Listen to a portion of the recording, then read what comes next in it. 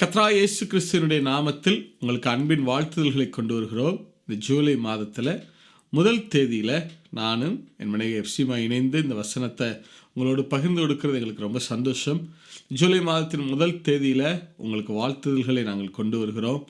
அப்பா உங்களுடைய எல்லா சூழ்நிலைகள் மத்தியில் உங்களுடைய கொந்தளிக்கிற, உங்களை சுற்றிலும் கொந்தளித்து கொண்டிருக்கிற உங்களுடைய எல்லா சூழ்நிலைகள் மத்தியில், பிரவாகித்து கொண்டிருக்கிற எல்லா பிரச்சனைகள் மத்தியில் அப்பா உங்கள் முகத்தை வெட்கப்பட விடாமல் அப்பா உங்களுடைய தலையை நிமிர பண்ண அவர் வல்லமையுள்ளவராக இருக்கிறார். அதுக்கு நம்முடைய கர்த்தரும் இரட்சகருமாகிய ஆண்டவர் இயேசு போதுமானவராக இருக்கிறார். எத்தனை பேர் ஆமேன்னு சொல்ல முடியும்?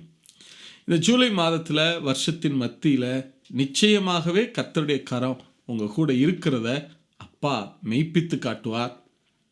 இந்த மாதத்தினுடைய வாக்குத்தத்தத்துக்கு நேராக நாம் கடந்து போகலாம். ஆதியாகம புஸ்தகம் 8வது அதிகாரம் 4வது வசனம். Genesis chapter 8 verse 4. 7ஆம் மாதம் 17ஆம் தேதியிலே பேலை அரராத் என்னும் மலைகளில் மேல் தங்கிற்று. 7ஆம் மாதம் 17ஆம் தேதியிலே நோவாவுடைய பேழை அரராத் மலையின் மேல் தங்கிற்றார். இந்த 7ஆம் மாதத்தில் இந்த வசனத்தை அப்பா எனக்கு நினைப்பூட்டினார். அதே வசனத்தை உங்களோட ஷேர் பண்ண விரும்புகிறேன். 7ஆம் மாதம் பேழை அரராத் மலைகளின் மேல் வந்து தங்கிற்றார். அரராத் அப்படின்னா என்ன அர்த்தம்னா, ஹீப்ரு பாஷையில் ஹைலேண்டு, உயர்ந்த நிலம் அப்படின்னு அர்த்தம். ஹைலேண்டு அல்லது சேக்ரெட் லேண்ட் அப்படின்னு சொல்லலாம், பரிசுத்த நிலம்னு சொல்லலாம். உயர்ந்த நிலம், ஹைலேண்டு, உயர்ந்த நிலம். 7ஆம் மாதத்தில் நோவாவுடைய பேழை இந்த அரராத் மலைகளில் உயர்ந்த ஒரு நிலத்தின் மேலே, உயர்ந்த ஒரு மலையின் மேலே வந்து என்ன செய்தது? அது தங்கிற்றுன்னு இருக்கு. அது என்ன செய்ததா? தங்கிற்று. இப்போ நான் டிக்ளேர் பண்ணுறேன், இந்த 7ஆம் மாதத்தில் அப்பா உங்களுடைய சூழல்கள் மத்தியில் உங்களை உயர்ந்த ஸ்தானத்தில் வந்து அவர் தங்கும்படி செய்வார். உயர்ந்த இடத்துல வந்து உங்களை நிலைக்கும்படி செய்வார். எத்தனை பேர் ஆமேன்னு சொல்ல முடியும்? சரி, இந்த அரராத் மலையின் மேலே, உயர்ந்த நிலத்தின் மேலே பேழை வந்து தங்குச்சு இல்லையா? இந்த சூழ்நிலையை கொஞ்சம் நல்லா கவனித்து பார்ப்போம். நோவாவுடைய காலத்தில் மிகப்பெரிய ஒரு வெள்ளப்பெருக்கு, 40 நாட்கள் பெரும் மழை பொழிகிறது. வானத்தினுடைய மதகுகளெல்லாம் திறக்கப்பட்டு விட்டது. பூமியினுடைய ஊற்றுக்கண்கள் எல்லாம் என்ன செய்யப்பட்டு விட்டது? திறக்கப்பட்டுருச்சு. பூமி முழுவதும் மிகப்பெரிய வெள்ளப்பெருக்கு, மிகப்பெரிய வெள்ளப்பெருக்கு. எந்த அளவுக்கு வெள்ளம் பெருகி இருக்குன்னா, ஆதியாகம புஸ்தகம் 7வது அதிகாரம் 20வது வசனம். Genesis chapter 7 verse 20. ஆதியாகம புஸ்தகம் 7ஆம் அதிகாரம் 20வது வசனம். மூடப்பட்ட மலைகளுக்கு மேலாய் 15 முழ உயரத்திற்கு ஜலம் பெருகிற்று. இந்த பூமி எங்கிலும் ஜலம் இருக்கு, தண்ணீர் இருக்கு. எந்த அளவுக்குன்னா, ஜலம் பெருகி பெருகி பெருகி கடல் மட்டத்தை தாண்டி அது வந்து வெட்டாந்தரைக்கு, நிலத்தடிக்கு வருது. பள்ளத்தாக்குகளை ஃபுல்லாக தண்ணி என்ன செஞ்சிருச்சு? நிரப்பிருச்சு. இன்னும் தண்ணி மேலே எழும்பி வருது.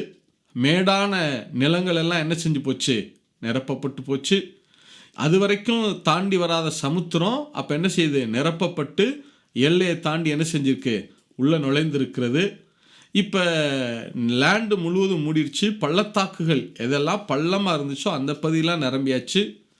மேடான நிலங்கள் எல்லாம் என்ன செய்யப்படுது? நிரப்பப்பட்டுக்கிட்டே இருக்கு. கடைசியாக மலைகள் நிரப்பப்படுது. பர்வதங்கள்லாம் மூழ்கி போயிடுச்சு. பர்வதங்களுக்கு மேலா, மலைகளுக்கு மேலா 15 முழ உயரத்துக்கு, அதாவது ஏறக்குறைய 22 அடி உயரத்துக்கு, 22.5 feet மலைக்கு மேலே இந்த பூமி எங்கிலும் இருக்கிற எல்லா மலைகளும் மூடப்பட்டுருச்சு. அந்த மலைகளுக்கு மேலே 22 அடி உயரத்துக்கு, 15 முழ உயரத்துக்கு தண்ணீர் நிற்கிறது. அதை ஆவியானவர் மென்ஷன் பண்ணி காட்டுறார் பாருங்க. 15 முழம் இல்லை? அப்போ என்ன அர்த்தம்னா, இதுக்கு மேலே ஒரு உயரம் அன்னைக்கு நிலைமையில் பூமியில் இல்லை. அதுக்கு மேலே ஒரு உயரத்துக்கு யாரும் என்ன செய்ய முடியாது? போக முடியாது, செல்ல முடியாது. அதுதான் ஹையஸ்ட் லிமிட் வந்து அந்த 15 முழம் தான். இல்லையா? அதுதான் எண்டு. கீழேருந்து ஒருத்தர் தப்பிக்கணும், கடைசி சுவாச காற்று எங்கே இருக்குன்னா அந்த மலைக்கு மேலே இருக்கிற 15 முழத்துக்கு மேலே தான் சுவாச காற்றே இருக்குது. அதனால் நாசியில் சுவாசம் உள்ள எல்லா ஜீவராசிகளும் மரித்து போச்சு. எல்லா ஜீவராசிகளும் மரிச்சிருச்சு. இப்போ ஆண்டவர் நோவாவுக்கு ஒரு பேழையை செய்யும்படி சொல்லியிருந்தார் இல்லையா? இந்த பேழையில் இப்போ நோவாவும் அவருடைய குடும்பமும் ஆண்டவர் அனுமதித்த அந்த காட்டு விலங்குகள், நாட்டு விலங்குகள்லாம் அந்த பேழைக்குள்ளே இருக்குது. அந்த பேழையினுடைய உயரம் எவ்வளவுன்னா 30 முழம். ஆதியாகம புஸ்தகம் 6ஆம் அதிகாரம் 15வது வசனம். Genesis chapter 6 verse 15. ஆதியாகமம் 6ஆம் அதிகாரம் 15வது வாக்கியம். நீ அதை பண்ண வேண்டிய விதம் என்னவென்றால், பேழையின் நீளம் 300 முழமும் அதன் அகலம் 50 முழமும் அதன் உயரம் 30 முழமுமாயிருக்க வேண்டும். பேழையினுடைய உயரம் 30 முழம் இல்லை, 30 கியூபிட்ஸ். நல்லா கவனிங்க, பேழையினுடைய உயரம் 30 முழம்.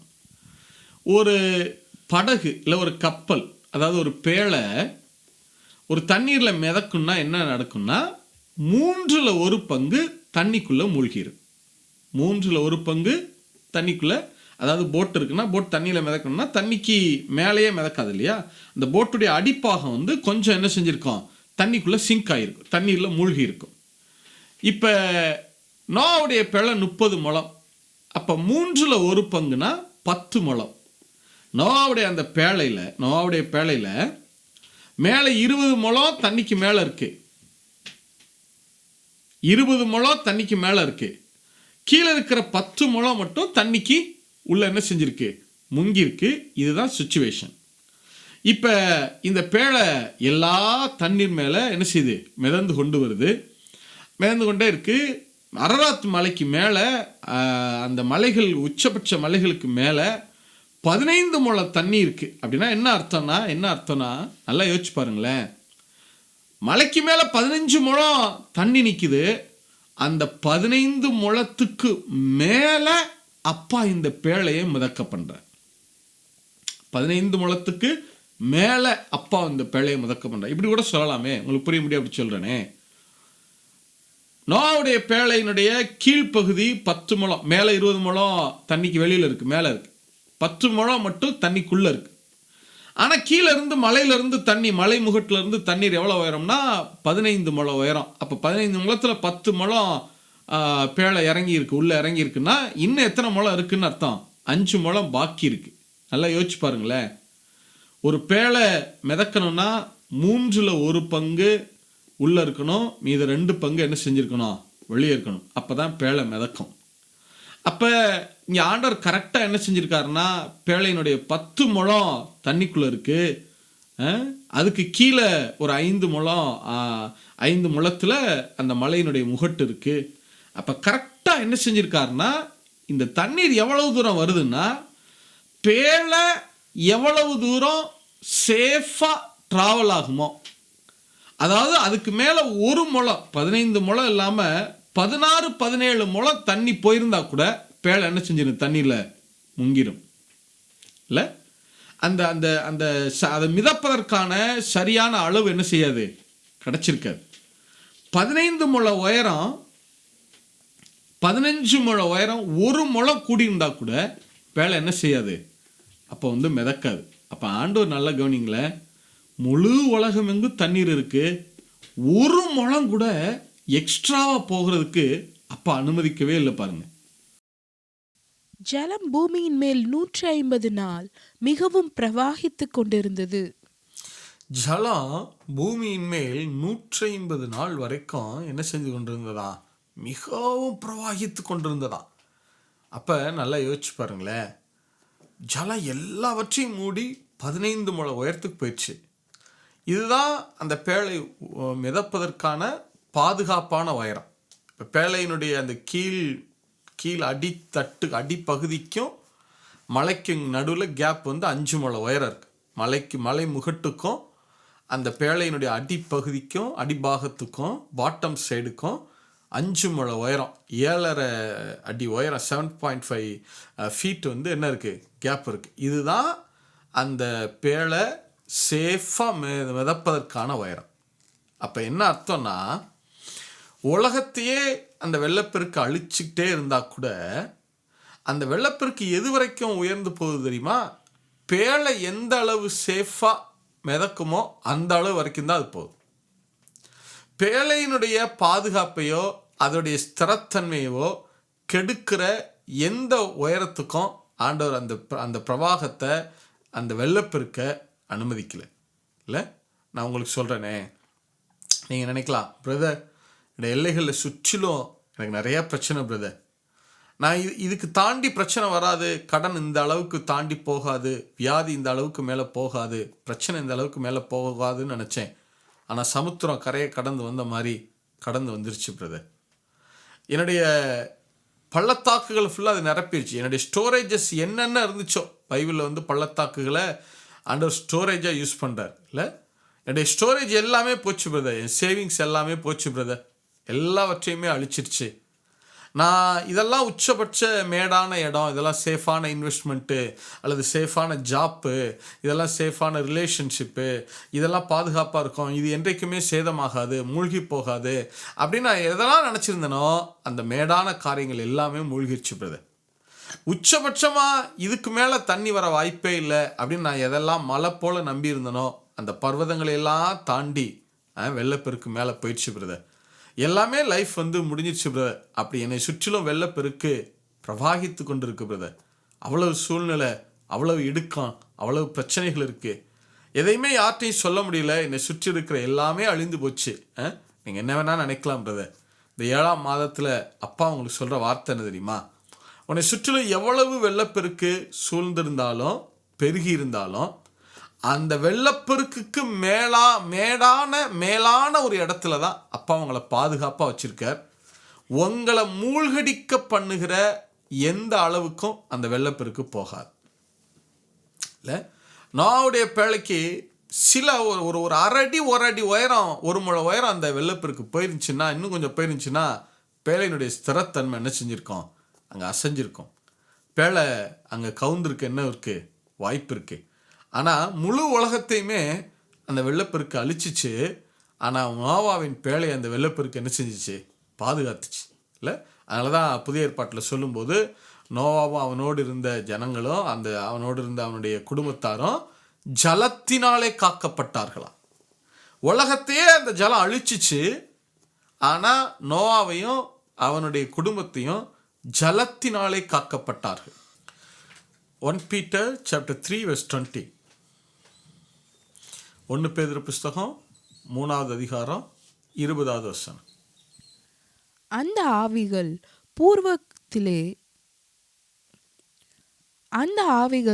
பூர்வத்திலே நோவா பேழையை ஆயத்தம் பண்ணும் நாட்களிலே தேவன் நீடிய பொறுமையோടെ காத்திருந்த போது கீழ்ப்படியாமற் போனவைகள். அந்த பேழையிலே சிலராகிய 8 பேர் மாத்திரம் பிரவேசித்து ஜலத்தினாலே காக்கப்பட்டார்கள். அப்ப ஜலப்பிரவாகம் முழு பூமியையே அழிச்சா கூட அப்பா அதே ஜலத்தினால அந்த நோவாவையும் அந்த 8 பேரையும் அவனுடைய குடும்பத்தாரையும் அப்பா என்ன செய்து கொண்டார்? காத்து கொண்டார். இல்லை, நான் உங்களுக்கு சொல்கிறேன் பிரதர், உங்களுக்கு சொல்கிறேன் சிஸ்டர், அப்பாவுடைய வார்த்தையை கேளுங்க.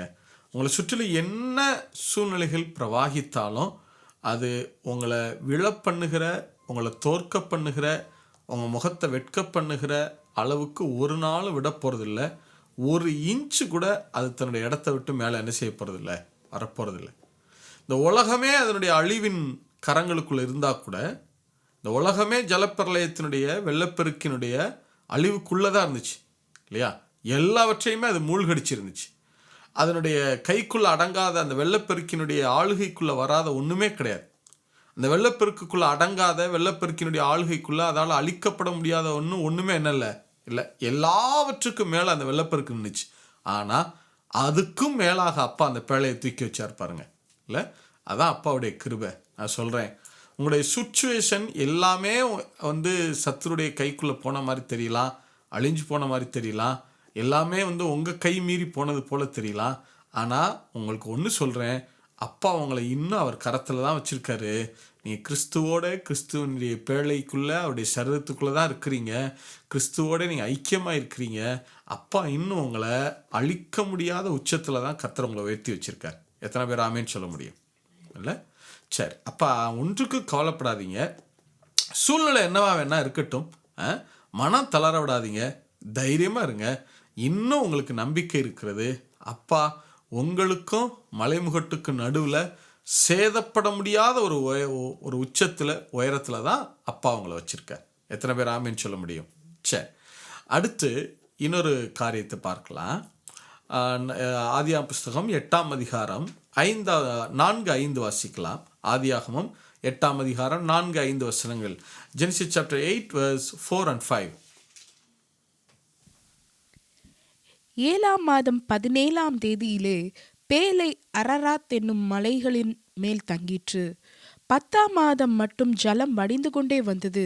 10ஆம் மாதம் முதல் தேதியிலே மலை சிகரங்கள் காணப்பட்டன. இப்போ நல்லா கவனிங்க. 7ஆம் மாதத்தின் துவக்கத்தில் மலை சிகரங்களுக்கு மேலே 15 முழம் தண்ணி இருக்கு. இந்த தண்ணீர் வற்றி வற்றி வற்றி வற்றி வற்றி 10ஆம் மாதம் முதல் தேதியில் தான் அந்த மலை சிகரங்கள் என்ன செய்யப்படுகிறது? கண்ணுக்கு தெரியுது. ஆனால் 3 மாதத்துக்கு முன்னாடியே மலைச்சிகரங்கள் எதுவுமே கண்ணுக்கு தெரியல, முழுவதும் தண்ணி நிற்கிது. ஆனால் எப்படி அந்த பேழை அரராத் மலையின் மேலே அழகாக வந்து எப்படி தங்கிற்று? மலைக்கு சிகரங்களுக்கு மேலே தண்ணி நிற்கிது. இப்போ பேழை வந்து மிதந்து கொண்டே இருக்கு. அது கரெக்டாக வந்து எப்படி அந்த அரராத் மலையின் மேலே வந்து தங்குது? அதே 8ஆம் அதிகாரம் 1வது வசனம், ஜெனசிஸ் சாப்டர் 8 verse 1. தேவன் நோவாவையும் அவனுடனே பேலையில் இருந்த சகல காட்டு மிருகங்களையும் சகல நாட்டு மிருகங்களையும் நினைத்தருளினார். தேவன் பூமியின் மேல் காற்றை வீச பண்ணினார். அப்பொழுது ஜலம் அமர்ந்தது. இப்போ நல்லா கவனிங்க. ஆண்டவர் இந்த 7ஆம் மாதத்தில் ஒரு கீழ்காற்றை வீச பண்ணுகிறார்.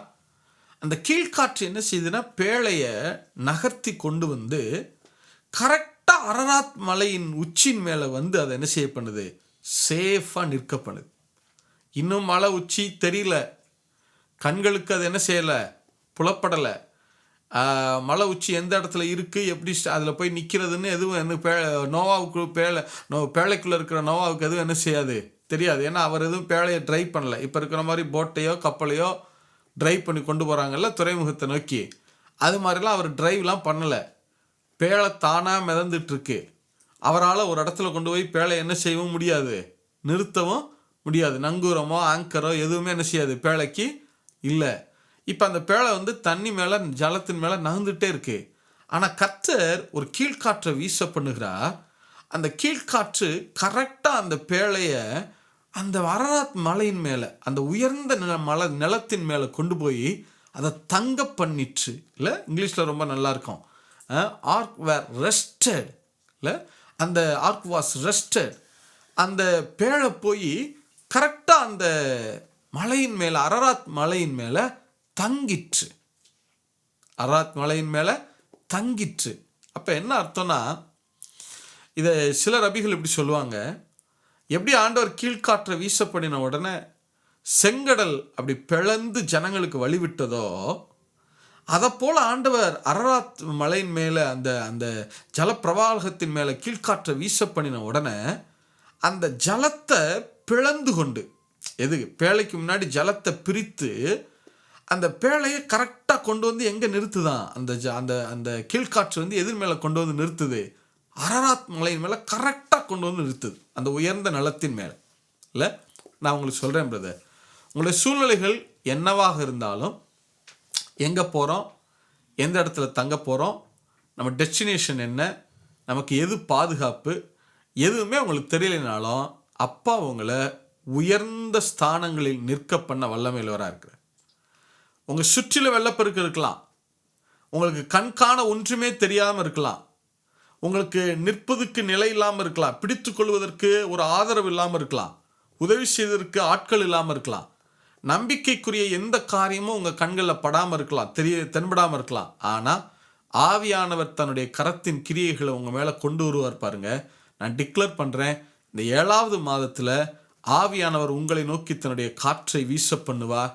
தன்னுடைய அந்த கீழ்காற்றை உங்களை நோக்கி அவர் வீச பண்ணுவா. உங்களை உயர்ந்த ஸ்தானங்களில் அப்பாவுடைய கரம் கொண்டு போய் சேர்க்கும். எத்தனை பேர் ஆமேன்னு சொல்ல முடியும்? நீங்கள் உங்களுடைய முயற்சிகளினால இந்த உயர்ந்த ஸ்தானத்தை அடைய போகிறதில்ல. நல்லா யோசிச்சு பாருங்களேன். இந்த பேழை தண்ணீரில் மிதந்து ஏதாவது ஒரு பள்ளத்தில் போய் உட்கார்ந்துருக்கலாம். உண்மை தானே? பேழை என்ன செய்யும்? ஏதாவது ஒரு பள்ளத்தாக்குக்குள்ளே போயிருக்கலாம்.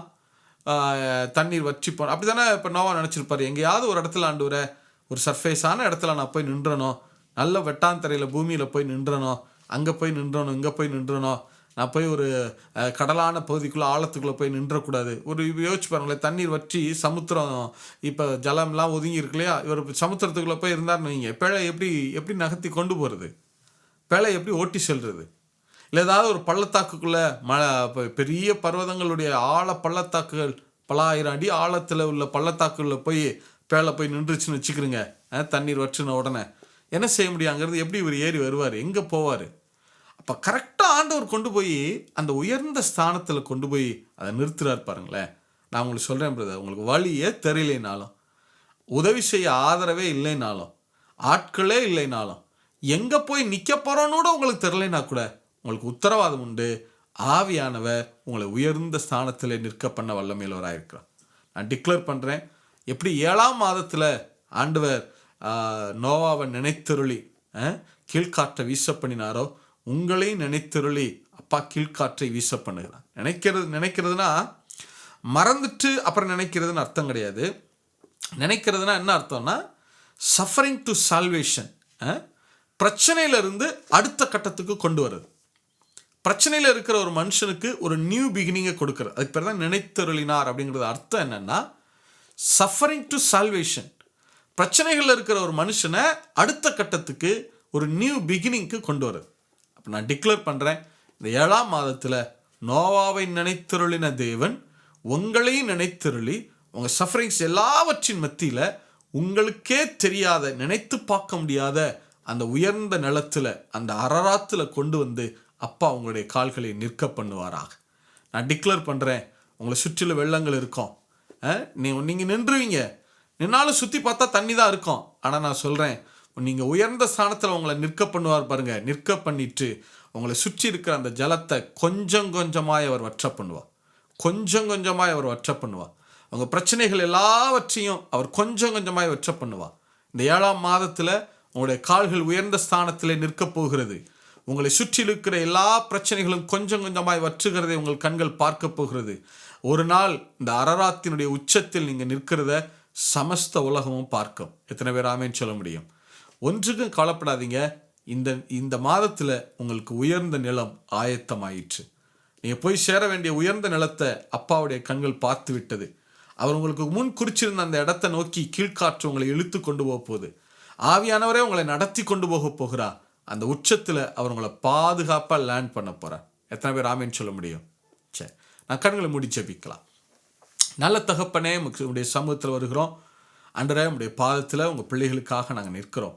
இந்த 7ஆம் மாதத்தில் நோவாவை நினைத்தருளின கர்த்தர், அரராத் என்கிற உயர்ந்த நிலத்தில் அவனை நிற்க பண்ணின கர்த்தர், இந்த மாதத்தில் உங்கள் பிள்ளைகள் ஒவ்வொருத்தருடைய வாழ்க்கையும் உயர்ந்த ஸ்தானத்தில் கொண்டு போய் கர்த்தர் நிறுத்துவீராக ஐயா.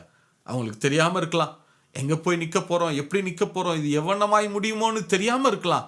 ஒரு நாள் நீங்கள் அவங்கள ஆழத்தில் விட போகிறதில்ல. ஒரு நாள் நீங்கள் அவங்கள பள்ளத்தாக்கில் விழ பண்ண போகிறதில்ல. ஒரு நாளும் மணல் நிறைந்த அல்லது அப்பா சொறி நிறைந்த ஆண்டவர் அப்படிப்பட்ட ஸ்தலங்களில் அப்பா உங்கள் பிள்ளைகளை நீங்கள் பாலும் ஆண்டவர் அப்பா கெடுதலுமான நிலத்தில் கொண்டு போய் உங்கள் பிள்ளைங்களை விட போகிறதில்ல. ஆண்டவரை கீழ்காற்று வீசும். நான் டிக்ளேர் பண்ணுறேன், இந்த 7ஆம் மாதத்தில் உயர்ந்த ஸ்தானத்தில் உங்கள் பிள்ளைகளை நிற்க பண்ணுவீரையா. பாதுகாப்பாக நீங்கள் கொண்டு போய் லேண்ட் பண்ணுவீங்க ஆண்டவரை. உங்களை சுற்றி இருக்கிற எல்லா பிரச்சனைகளும் கொஞ்சம் கொஞ்சமாய் வற்ற ஆரம்பிக்கும். முற்றுமுடி அது வற்றி போகும்னு நாங்கள் டிக்ளேர் பண்ணுறோம். எல்லாவற்றையும் ஆவியானவரே செய்ய போகிறதுக்காக நாங்கள் நன்றி சொல்கிறோம்ப்பா. நீங்கள் பொறுப்பெடுத்துக் கொள்ளுங்க. Suffering to the salvation. இதுவரைக்கும் பிரச்சனையில் இருந்த பிள்ளைங்களை நீங்கள் நினைத்து சஃபரிங்கில் இருந்து சால்வேஷனுக்கு நேராக, ரட்சிப்புக்கு நேராக, ஆண்டவர் ஒரு உயிர் மீட்சிக்கு நேராக, மீட்புக்கு நேராக நீங்கள் நடத்துறீங்கன்னு நாங்கள் விசுவாசிக்கிறோம். நீங்கள் பார்த்துக்கொள்ளுங்க, செய்வீங்க, நாங்கள் நம்புகிறோம். கீழ்காற்று வீசுகிறது நான் டிக்ளேர் பண்ணுறேன். கிருபை உண்டாயிற்றுன்னு நான் டிக்ளேர் பண்ணுறேன். நீ பார்த்துக்கொள்ளும். இந்த எல்லா எங்களுடைய ஜெபங்களுக்கு வார்த்தைகளுக்கும் ஆண்டவராகிய இயேசு எங்கள் மத்தியில் நின்று ரெண்டு கரங்களையும் இந்த செய்தியை கேட்கிற ஒவ்வொருத்தருக்கு நேராக, இந்த பிள்ளைகள் ஒவ்வொருத்தருக்கு நேராக, இவர்கள் எல்லைகளுக்கு நேராக உயர்த்தி எங்களுடைய வார்த்தைகளுக்கு ஜெபத்துக்கு நீங்க இப்ப ஆமென்னு சொன்னதற்காக, அப்படியே ஆகட்டும் என்று சொன்னதற்காக உள்ளத்தின் ஆழத்திலிருந்து நன்றி செலுத்துகிறோம். எல்லாவற்றையும் மீட்பர் இயேசுவின் நாமத்தில் ஜெபிக்கிறோம் நல்ல பிதாவே, ஆமென். God bless you. கர்த்தர் உங்க கூட இருப்பார். அப்பா உங்களை உயர்ந்த ஸ்தானத்தில் நிற்க பண்ணுவார். ஒன்று கவலைப்படாதீங்க, உங்களால் அது முடிகிற காரியம் இல்லை. அப்பாவே உங்களை கொண்டு வந்து உங்களுக்கு முன்னாடி கீழ்காற்றை வீச பண்ணி அவருடைய அன்பின் கயிறுகளை உங்களை இழுத்து கொண்டு வந்து அந்த அரராத் என்கிற உயர்ந்த ஸ்தானத்தில் ஸ்தலத்தில் அப்பா உங்களை நிற்க பண்ணுவாராக. ஆமென். God bless you.